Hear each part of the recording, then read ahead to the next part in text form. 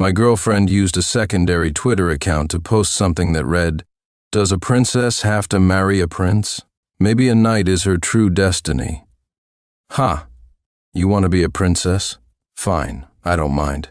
But seriously, what kind of princess sneaks off at midnight to send flirty messages to a knight behind the prince's back? When she went on a business trip to Chicago, she sent me a message, only to delete it immediately. I deliberately waited a few minutes before asking her what she had retracted. She claimed it was an accident, but in truth, I had already seen it. It said, "I don't even know if coming out with him is the right thing to do. Maybe this is just to make up for past regrets." That message hit me like a ton of bricks. Right away, I tried to video call her, but she hung up, saying she was out having dinner with colleagues and it wasn't convenient. I told her I just wanted to see what she was eating, so she sent me a few pictures of the dishes. The restaurant's name was printed on the plates, so I looked it up. It was a trendy spot. Holding my phone tightly, I opened a runner app and placed an order. The delivery location? That very restaurant. Then I added the runner on WhatsApp and told him, "I need you to find someone for me in that restaurant. Could you discreetly take a photo or video?" I immediately sent him $200 as a tip. The runner, impressed with my generosity, agreed. I gave him a brief description of my girlfriend's appearance and waited. Those few minutes were agonizing. Part of me wanted him to find her, and part of me hoped he wouldn't. After about 3 or 4 minutes, he sent me a photo asking, "Is this her?" Even though I had braced myself, my whole body turned cold when I saw it. She was sitting there, having dinner with a guy, alone. No female colleagues in sight, contrary to what she had claimed. The runner sent me a few more blurry photos, but they were clear enough for me to recognize the guy. He was one of her high school classmates. 2 months ago, she went to a reunion and posted a group photo on Facebook. This guy was in it. I remembered him because her best friend had commented, "Isn't the guy next to you that high school heartthrob? Still so handsome." My girlfriend had replied with a giggling emoji, and her best friend had written back, "You getting prettier too. Bet he regrets not making a move back then." When I confronted her about it, she told me this guy had tried to pursue her in high school, but she had turned him down. She also added that he was about to get married, so I shouldn't overthink things. But now I had 10 or so photos showing the two of them in intimate poses that were far from ordinary. My emotions were all over the place. Alone, I chain-smoked half a pack of cigarettes. Later that night, I called her again. No answer. Around 10 p.m., she suddenly video called me from the hotel lobby, not her room. She said she had been at a concert downtown and didn't hear her phone ringing. She looked exhausted and said she was heading to bed.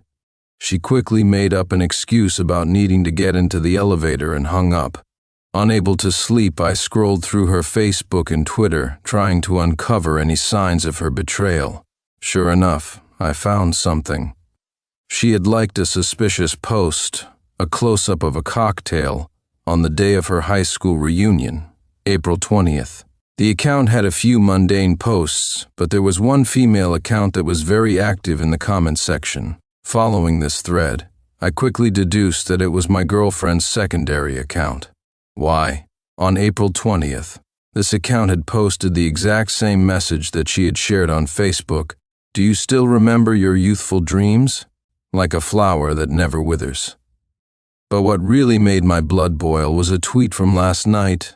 "Turn off the main light. Let me be a little bolder with just a small lamp. You can see me more clearly. You're mine and I'm yours." I can't even begin to describe how I felt reading that.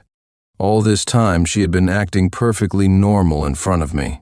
We were even discussing marriage, how much to budget for the wedding, which hotel to book, which designer to go to for her wedding dress, and where to go on our honeymoon. She didn't slip up once. I didn't sleep that night. The next morning, I asked a friend to look into this guy for me. I remembered her saying he was about to get married, so I needed to confirm it. That day, her so-called business trip was supposed to end. She texted me saying she'd be busy and wouldn't have time to reply. Around noon, I saw her secondary Twitter account post a photo of a scenic spot tagged at a popular tourist destination in Chicago. At the same time, my friend got back to me with the guy's details. Turns out he worked as an insurance agent for a well-known firm. His fiancée was a local preschool teacher, and they weren't living together yet. My friend even got me his phone number and social media account. So it was true. Both of them were cheating, and they were practically about to walk down the aisle with their respective partners. At first, I thought this was just a cliché story of old classmates rekindling a romance at a reunion. The guy was obviously a player, but one thing remained unclear. Did he know my girlfriend wasn't single? I decided to take matters into my own hands. Using a fake account, I added him on LinkedIn, pretending I was referred by a friend to inquire about insurance. He accepted my request almost instantly and greeted me warmly. I pretended to be a family man looking for coverage for my wife and 2 kids, asking for recommendations on good insurance plans. He was very enthusiastic and immediately started explaining that family insurance plans should be tailored to the family structure and budget. He sent me a document to review, claiming it contained their company's flagship products and successful customizations for previous clients. Then, with a hint of embarrassment, he told me he was about to board a flight and would get back to me after landing. Curious, I checked his social media feed, which was almost entirely work-related. His Twitter account, on the other hand, had far more entertaining content.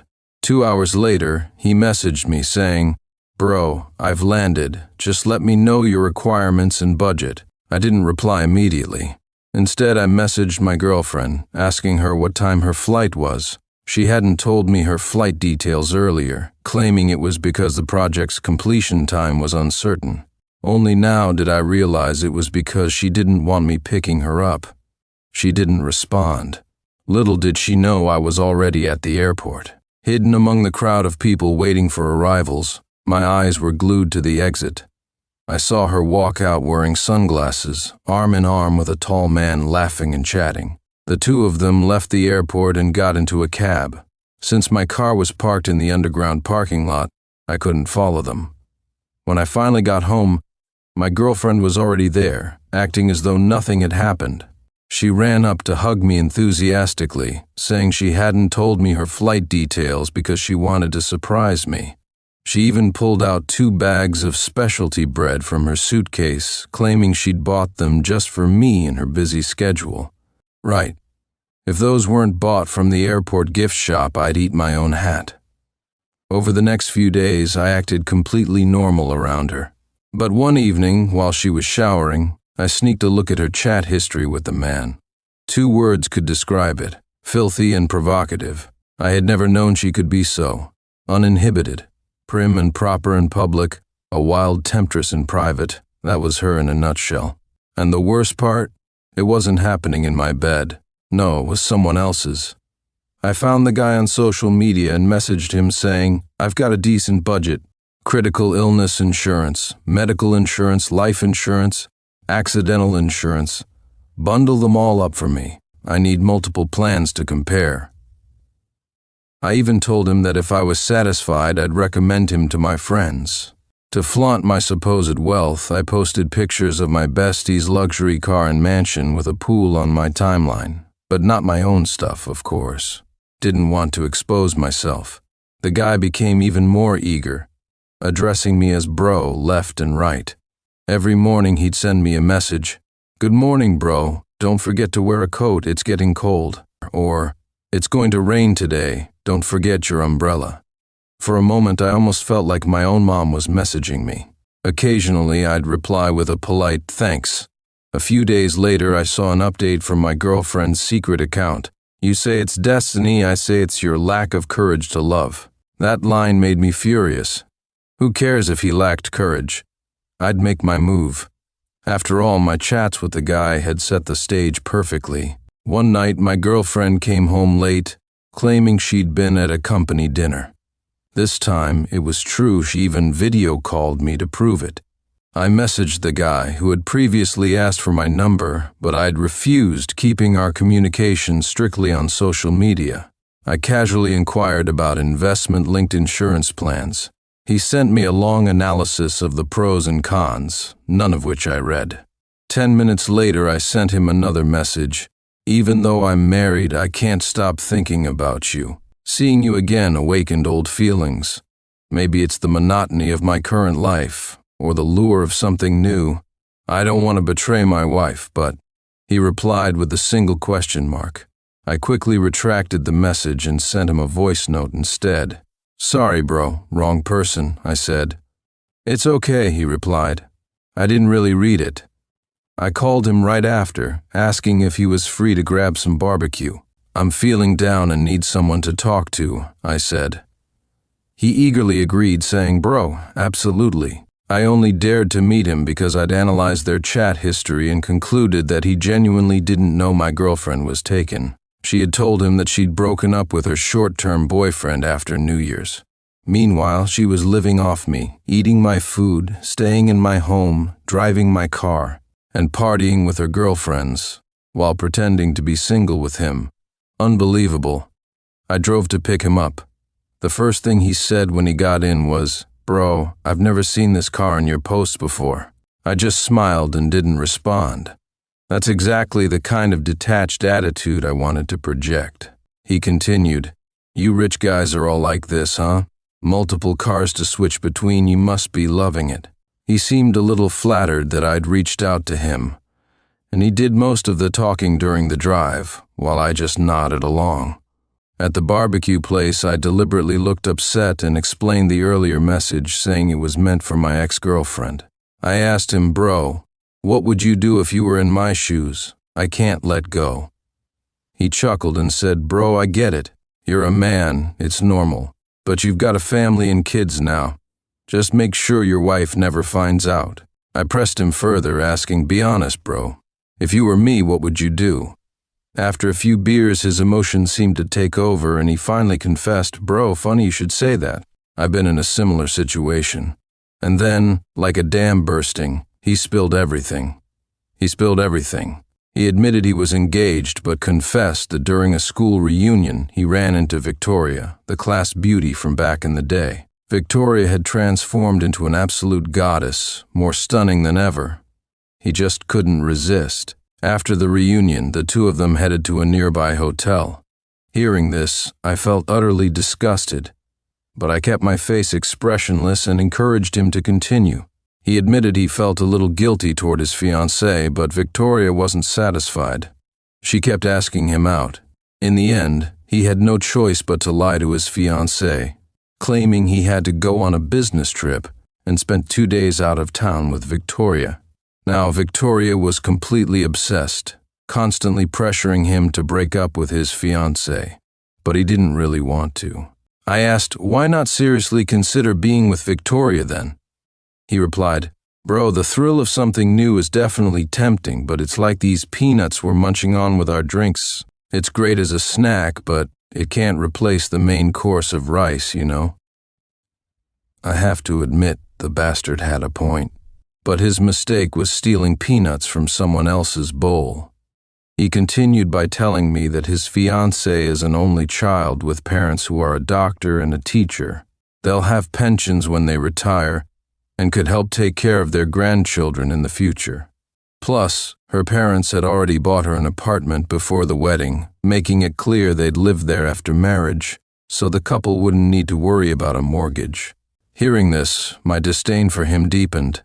It wasn't his fiancée he couldn't bear to lose, it was her family's assets. I poured him another drink and said, "Damn, bro, you're impressive. A single school reunion, and she's still pining for you." He chuckled and leaned in closer with a mysterious glint in his eye. "Bro, let me tell you something else." I looked at him, sensing it wouldn't be good. He confessed that during the holidays when he went back to his hometown, Victoria had already reached out to him. At that time, she still had a boyfriend, but they secretly spent 2 days together at a resort. I frowned as a memory surfaced. During the last winter holiday, there were 2 days when I couldn't get in touch with my girlfriend. She'd only text me late at night, claiming she was too busy entertaining relatives to check her phone. Turns out, this was the real story. Looking back, I felt like a complete fool. It's 2024, and even the dodgiest apps can't recruit new users anymore. Yet I believed her when she said she didn't touch her phone for 2 days. I masked my murderous intent with a sip of alcohol, calming myself before casually saying, "Bro, that's pretty low of you." He shrugged. "Don't blame me, blame her for being so forward. Besides, we had a bit of a thing back in school. I guess we just made up for that lost time." He claimed that after their holiday fling he thought it was over. But then came the school reunion, and Victoria threw herself at him again. What could he do? What could he do? My ass. Rekindling old feelings? My ass. Over drinks and snacks he detailed every meal, every tryst, every encounter he had with Victoria. In return, I fabricated a few lies of my own, making him feel like we were kindred spirits. He almost wanted us to become sworn brothers. Yeah, right. As if I'd associate with trash like him. At first, I thought he was just an unknowing cheater. But turns out, he had been screwing me over all along. Could I let this slide? Not a chance. That very night, I ordered a set of lingerie online and had it shipped to his fiancée's house, listing his name as the sender. My goal was simple, to create the illusion of a mistaken address. You want to snack on peanuts without giving up your rice? Fine, I'll flip your whole table over. I made up my mind I'd help my girlfriend reconnect with her first love. From that night onward, the player began confiding in me even more. He complained that his fiancée had recently started acting suspicious, constantly checking his phone and laptop, and making sarcastic remarks with veiled accusations. Luckily, he'd erased all evidence. Still, he admitted he was beginning to panic. Maybe it was time to cut ties with Victoria. Things had gotten a bit out of hand lately. I glanced at my girlfriend, who was sitting on the couch playing with her phone, and gave him some heartfelt advice. Why don't you meet with her and have a proper conversation? Otherwise, I don't think she'll give up easily. If she gets impulsive and confronts your fiancé, it'll be a mess. He nodded. Bro, you're right. I'll set up a meeting in a few days. Seriously? You're not even trying to hide it from me? Meanwhile, I began picking fights with my girlfriend every day, intentionally creating tension. Even if she cried, I refused to console her. When she argued, I'd storm out and slam the door. After a week of this, she finally said coldly, "I'm going out with my bestie tonight. I might not come back. What's the point? We'll just fight again." I said, "Sure, have fun." After she left, I messaged her bestie telling her I was planning a proposal and needed her help coming up with ideas. What? You're worried her bestie might spill the beans? Who cares? It's not like I'm actually proposing. Her bestie was thrilled and immediately agreed to help. I suggested meeting that evening, along with a few of my buddies, to brainstorm. She agreed, and we set a time. Half an hour later, her bestie called, laughing. She said she hadn't slept well the night before and wasn't thinking clearly. She had plans with my girlfriend that night and asked if we could reschedule. I chuckled but didn't call her out. "No problem," I said. "There's no rush." By the afternoon, I arrived early at my girlfriend's office and waited for her to get off work. I needed to know where her first love planned to take her today. At 5:30, when my girlfriend came out, she got into a cab. I followed discreetly, and eventually we arrived at a Western restaurant. After she went in, I waited a few minutes before entering myself, taking care to wear a hat and mask to avoid being recognized. The restaurant had a nice ambiance, with cozy booths and a quiet atmosphere. I approached the waiter and asked if a tall, slim, and fair-skinned beautiful girl had already been seated. He pointed me in a direction and offered to escort me there, but I declined, saying I wanted to use the restroom first. I walked in the opposite direction of the restroom, found a secluded spot, and began searching. Sure enough, I spotted the two of them. My girlfriend seemed particularly happy, laughing throughout the conversation and occasionally getting touchy with the player. I secretly snapped several photos. My initial plan was to call the player's fiancée and send her the photos and the restaurant's location. She had already been suspicious of him lately but lacked solid evidence. This would be the perfect opportunity to expose him. However, I suddenly remembered the player's comment about a breakup fling. Since they were only having dinner at this point, even if I sent the address, the fiancée might not take decisive action. Worse, she might call him directly, alerting him to the situation. I decided to wait. A twisted part of me even started hoping they'd finish dinner and head straight to a hotel. I waited in the car for nearly an hour before they finally came out. My suspicion that the player hadn't yet brought up his main agenda was confirmed by my girlfriend's beaming face. Hand in hand, they walked straight to a nearby hotel. I followed closely behind and discreetly recorded a video of them entering the hotel. The lobby was too small for me to continue trailing them, so I stopped and called the player's fiancée. I told her that her fiancé was checking into a hotel with another woman. At first, she didn't believe me. I suggested adding her on social media to share evidence, which she accepted.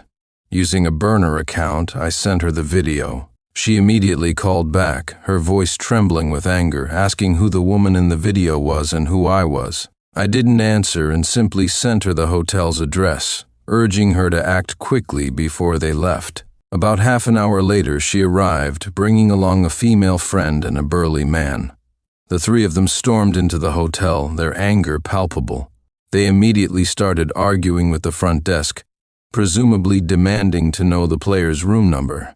When the staff refused, the confrontation escalated. Listening wasn't necessary to figure out what was happening. I tried calling my girlfriend. As expected, she didn't pick up.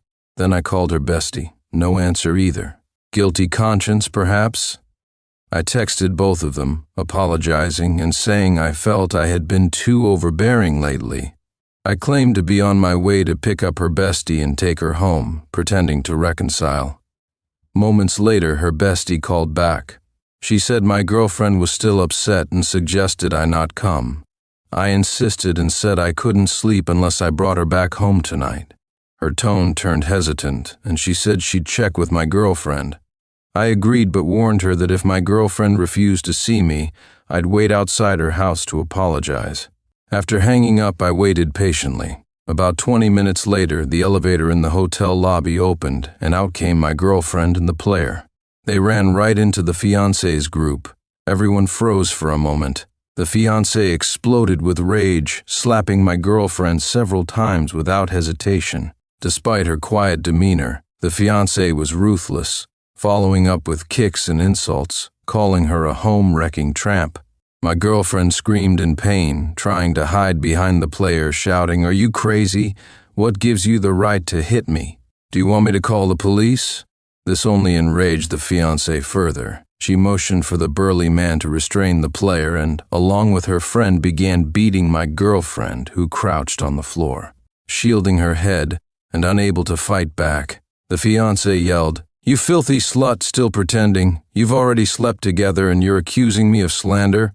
Then came the most shocking move. The fiancé pulled a piece of lingerie out of her bag, the same one I had anonymously sent her, and threw it over my girlfriend's head. "Take a good look, everyone," she shouted. "This is what this tramp is like. She's the one I bought this for. Why don't you put it on and model it for everyone here?" The commotion drew a crowd, with onlookers eager to capture the drama on their phones. I recorded too. When the front desk staff and security approached to intervene, the burly man pointed at them and threatened, "Go ahead, call the cops. I'll report this place for running an illegal operation.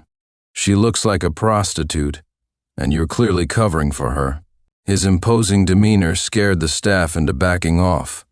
The player, utterly spineless, could only mutter weak protests like, "Stop it, please stop." His fiancée snapped, "I'll deal with this slut first, then come for you next." It was chaos, absolute chaos, and yet so satisfying. As much as I wanted to stay and watch the show unfold, I had more pressing matters to attend to, so I left. About an hour later, my girlfriend's bestie finally called back, saying my girlfriend had been drinking a bit too much. She had already stayed over at her friend's place, but she assured me she would stick by her side, telling me not to worry. I said, "All right, I'm not worried." The next morning, I called my girlfriend. Her voice sounded low and somber on the phone. She told me she'd come back that evening. "Good, as long as you're coming back," I replied. "I was just worried you wouldn't." At 9 p.m., the sound of the fingerprint lock echoed through the apartment. My girlfriend opened the door and walked in, looking utterly exhausted. Upon closer inspection, I noticed her face was slightly swollen. The moment she stepped inside, she froze in shock. The entire living room was transformed into a dreamy, romantic setup. White and pink balloons floated on the ceiling, and a path lined with red candles and sprinkled with rose petals stretched across the floor. At the center of the living room stood an enormous heart-shaped rose arrangement with a glowing sign that read, "Marry Me." I had invited her parents over as well. They lived just a 2-hour drive from the city, and I made a special effort to bring them here. Besides her bestie, I also invited several of her other friends and classmates. The room was packed with people. A slideshow of photos of the two of us played on the TV, setting a romantic and emotional atmosphere. Standing across from her, I handed her a bouquet with utmost sincerity and began speaking. "Lately, I haven't been my best. I've reflected on my shortcomings and have decided to treat you even better from now on. Thank you for being by my side all these years. I believe our future will be sweeter and happier. I'll give you the sense of security you need and deserve. Today, in front of your family and friends, I promise that before we get married, I will buy an apartment and a car, both in your name, to give you complete assurance." Tears streamed down her face as she held her hand over her mouth. After being humiliated and hurt elsewhere the night before, she returned home to this warmth and generosity. Even if Lady Macbeth herself had shown up tonight, she would have been moved to tears. Her parents' eyes lit up as they listened to my words, quickly nudging her to respond. The other guests cheered and shouted, "Say yes, say yes." She was overwhelmed with excitement, just about to speak when my phone rang. The ringtone was something I had prearranged, deliberately taking the phone off silent mode at the perfect moment. I pulled out my phone and pretended to check the screen, my expression growing darker with each passing second. The entire room fell silent as everyone exchanged bewildered glances. I looked deeply at her before walking over to her parents. "Sir, ma'am, I'm afraid the proposal has to be postponed." Her parents panicked and asked what was wrong. Without responding, I cast my phone screen onto the TV. "See for yourselves," I said. The first photo appeared, my girlfriend having dinner with a player, both laughing happily. Her tears were still streaked across her face as she stared at the screen, momentarily stunned. "Who took this?" she blurted out. "I don't know," I replied calmly. "It was sent from an unknown number, but judging by the timestamp, it was taken during your business trip to San Francisco. Would you care to explain?" The watermark on the photo indicated it was from an Android phone. I use an iPhone, so I wasn't worried about her suspecting me. The sudden shift in atmosphere left her visibly uneasy, but she mustered enough composure to argue. "It's just an old classmate I ran into during the trip. We were just having dinner, nothing more." As expected, she played it down. I silently switched to the next photo, her feeding the player with her own spoon. The room grew tense as an awkward silence fell. Her parents and classmates turned to look at her. Her gaze faltered and she seemed visibly flustered. I couldn't help but imagine a voiceover saying, "First blood." Still, she tried to defend herself, claiming, "It's not what you think. The dish was too spicy, so I let him try it first." I remained composed, feeling a sense of satisfaction akin to a cat toying with a mouse. "Go ahead, keep explaining," I thought. "I'm not angry yet. We're just getting started." The screen changed, revealing the third photo, the two of them holding hands as they exited the airport together. This time, her mother couldn't hold back. "Who is this man?" she demanded. Her words were now shaky as she stammered, "He's just an old classmate. We happen to be on the same flight." But her conviction was noticeably weaker. Double kill. Her mother smacked her on the back, urging her to come clean and clear up any misunderstandings. My girlfriend then claimed she had twisted her ankle when getting off the plane, and he was merely helping her like a good Samaritan would help an elderly person cross the street. Since when do good Samaritans hold hands with elderly women while crossing the street? I thought. I hadn't said a word so far, no accusations, no anger. After all, her excuses were so flimsy that no one in the room was buying them. Triple kill. Then came a video. Audible gasps filled the room as it played. My girlfriend glanced at the screen and nearly lost her balance. It showed the two of them entering a hotel together, footage I had captured myself the night before. Quadra kill. I asked her calmly, was this another coincidence? Finally, I played the pièce de résistance, the dramatic scene from last night where my girlfriend was caught red-handed and publicly shamed by the player's fiancé. She had been beaten, berated, and humiliated, with a pair of underwear shoved over her head for good measure. Her classmates couldn't contain themselves, muttering, "Holy crap," while her parents could no longer bear to watch. I sighed and sat down on the couch, burying my face in my hands to hide my amusement. Pentakill. Her mother, her voice trembling, tried to salvage the situation. There must be some misunderstanding here. Please talk this over with her in private. At that moment, her classmates all conveniently said they had things to do and hurriedly left. Once everyone was gone, her dad suddenly stormed over and slapped her across the face. She was utterly humiliated and burst into tears. Then her dad said, "Sincere, she's been spoiled by her mother and me. But you know she's not a bad person at heart. You two are already discussing marriage. I think any issue can be worked out as long as you're willing to talk it through. Don't give up on each other so easily." I rubbed my temples, feigning exhaustion. "Sir, I was really happy today, inviting you here as witnesses. But as you can see, someone sent me these things to reveal the truth. Right now, I'm very confused and need some time alone to think. Maybe you should take her back home for now. We'll both take some time to cool off and talk later." Without even glancing at my girlfriend, I walked into the bedroom and shut the door. I don't know when her parents left, but my girlfriend tried to talk to me, and I didn't open the door. That night, she sent me a flood of lengthy messages, like someone with two personalities. In the first half of the night, she was exceptionally sincere, apologizing and admitting fault, promising to obey me unconditionally from now on, and vowing to treat me with complete devotion. In the second half, her tone shifted, and she accused and interrogated me, criticizing me for only being generous with money but never understanding what she truly wanted. "Oh, thank you very much," I thought sarcastically. "Do you remember that since we started dating, every single expense has been on me?" The next morning, by noon, she had left. Her bestie called to inform me that my girlfriend had decided to stay with her. Later, her parents called me, saying they had severely reprimanded their daughter and begged me to forgive her this once. They promised she would never make the same mistake again.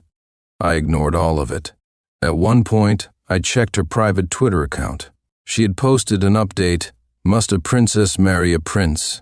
Perhaps a knight is her true destiny." Ha! You want to be a princess? Fine by me. But since when does any respectable princess exchange flirtatious messages with a knight behind the prince's back in the middle of the night? I reached out to the player for a chat. To my surprise, I heard some good news. It went even smoother than I thought. He and his fiancée had broken up. Good. Perfect. Without that breakup, how else could he and my girlfriend rekindle their old flame? I had been worried he might be reluctant to let go of his fiancée, but apparently not. I pretended to care and subtly encouraged him to pursue the class beauty instead. "You're quite the lucky guy," I told him. "A beautiful woman still has feelings for you. If it were me, I'd be moved to tears. You know, peanuts have their perks too. You can even make peanut oil. And oil is essential in daily life, isn't it? My regrets are beyond repair, but you still have a chance. Don't let it slip away." The player, likely already fed up with his ex-fiancée's scoldings, seemed to embrace his rebellious tendencies. He agreed enthusiastically. "Thanks," I said. "I wish you two sweetness and happiness, and may your love last 100 years. A few days later, my girlfriend messaged me out of the blue. "Let's go our separate ways from now on. We've been together for 2 years. I think that's enough, don't you?" So, being with me was never about feelings. Should I be grateful that my money was enough to win her favor? I checked her private account again, and this time she posted a picture of herself holding hands with someone else, captioned, "This time, I choose love." I turned off my phone, packed up all her belongings, and had them delivered to her bestie's place. In the days that followed, I used work trips as an excuse to avoid the player's questions about insurance. Meanwhile, I spent some money hiring people to call his workplace with complaints about him. Originally, I wanted to arrange dozens, maybe even hundreds of calls to overwhelm him, but I decided that would be too obvious. Instead, I settled on 1 or 2 complaints a week, just enough to give him a hard time. I often checked my ex-girlfriend's private account, which had now turned into a diary of her new romantic life. The only words I could use to describe it were vulgar and shameless. After about a month, I decided it was time for another move. Using an anonymous number, I sent my ex-girlfriend a message. Your boyfriend visited a massage parlor on a specific date and $799.94. As expected, the two of them had a massive argument. The player came to me complaining, saying he must be cursed because nothing was going right for him. He was constantly berated at work, and his new girlfriend had started picking fights after their initial honeymoon phase. All women are the same, such a headache, he said. Come on, man, I replied. You've got a gorgeous girlfriend who loves you. People would kill to trade places with you. Yeah, but the excitement has worn off. I'm starting to regret it, he admitted. Women, once you're with them long enough, they're all the same. And the class beauty is such a spoiled princess, she never steps into the kitchen or does any housework. My ex-fiancée, at least, was diligent. Even though we didn't live together, she'd frequently come over to tidy up and cook for me. This one doesn't even know which side of the fridge door opens. My job's a mess, and I don't have the patience to deal with her. Now we're arguing every 3 days and having major fights every 5. I silently cursed him for being so shameless, but outwardly offered useless platitudes to comfort him. Relationships are all about compromise, man. You'll work it out. Privately, I continued ensuring those complaint calls kept coming at the same steady pace. One day, he gloomily reached out and invited me to dinner. Sure, I said. It's been a while since we caught up. We ended up at the same barbecue place as last time. After 2 bottles of beer, the player started venting. He told me he had been fired. Feigning shock, I asked what happened. Looking frustrated, he cursed. Some people think spending a bit of money makes them gods or something. No matter how much I tried to please them, it was never enough. They just kept complaining. I patted his shoulder and said, It's okay. It's just a job. You can always find another one. He apologized, saying, I haven't even been able to do anything for you yet. I pretended to be upset. What kind of talk is that? Are we not brothers? He gave a wry smile. Man, you have no idea. At work, I have to cater to a bunch of picky clients, and when I get home, I have another VIP who only spends money. He couldn't understand why women had so many expenses. A manicure card costs $200. A haircut membership is $300. Every piece of clothing needs dry cleaning. A trip to the mall?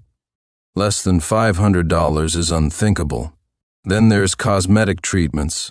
$1,500 for 10 sessions of some kind of hydrating injection.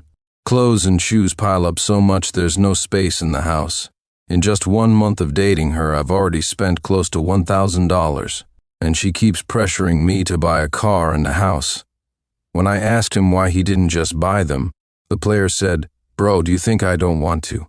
It's not like I don't have a house or car because I enjoy not having them. I shook my head. I believe in you. You'll get there someday. I almost forgot this guy had planned to live off women before. Now that he can't, he has no choice but to work hard. He added, The class beauty earns only $400 a month.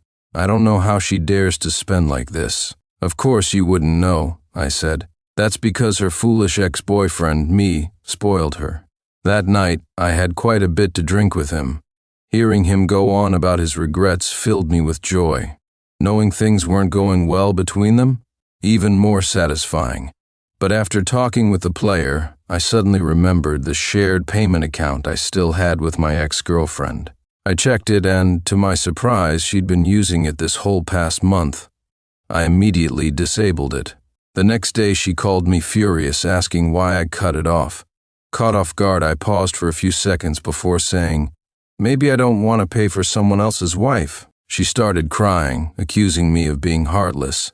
She claimed she'd gotten a bit close to the player but had done nothing to betray me.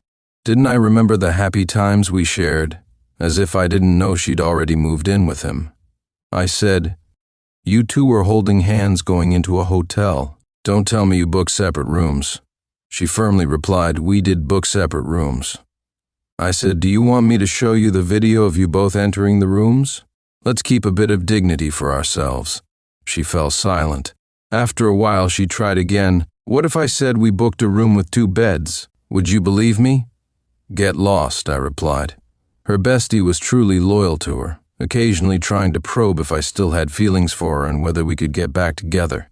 I said, "What do you think? I'm a normal man, not some naive fool from a novel or TV drama." The player sobered up the next day, felt embarrassed and apologized. "Bro, you're busy. And I made you come out just to listen to my nonsense. Did I waste your time?"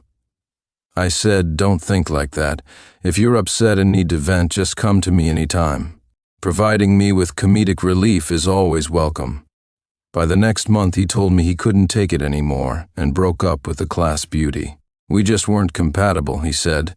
"No kidding," I replied. "Did you think I was bored and set you two up for fun? One's a spoiled princess, and the other's a jobless guy used to freeloading. Even a blind person could see that wouldn't work." I checked my ex-girlfriend's private social media account.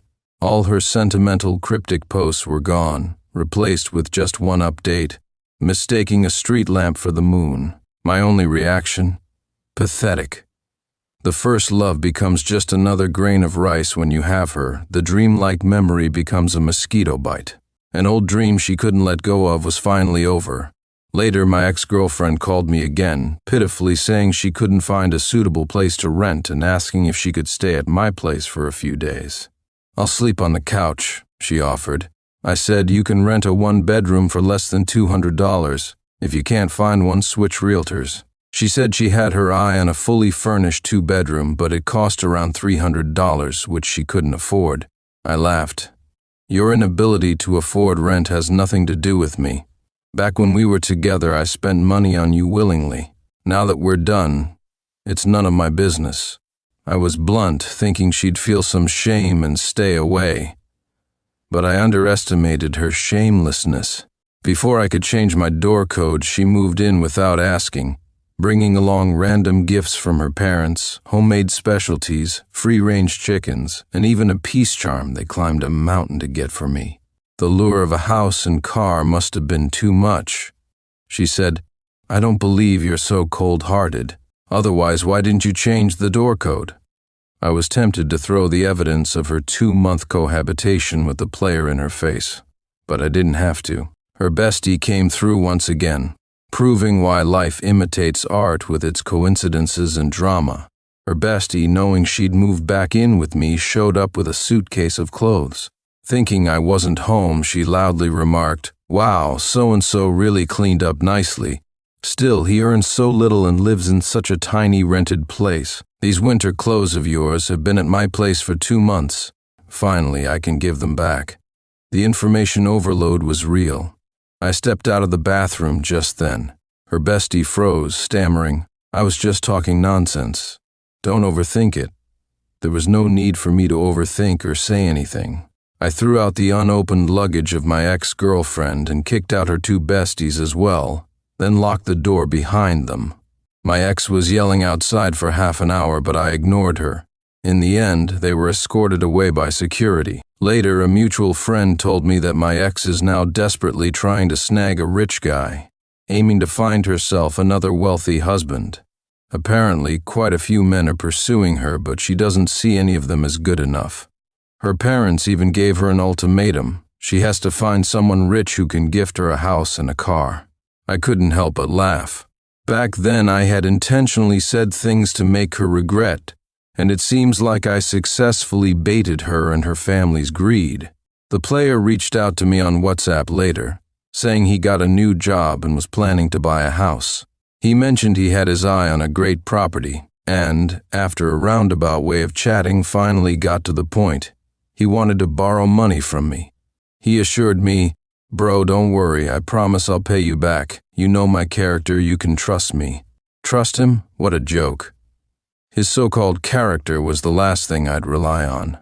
I made up an excuse saying all my money was tied up in investments and stocks. I even encouraged him to take out an online loan. I told him, go ahead, be bold. Houses don't wait for anyone. Once my money is freed up, I'll lend you some and you can use it to pay off the loan. I won't even charge you interest.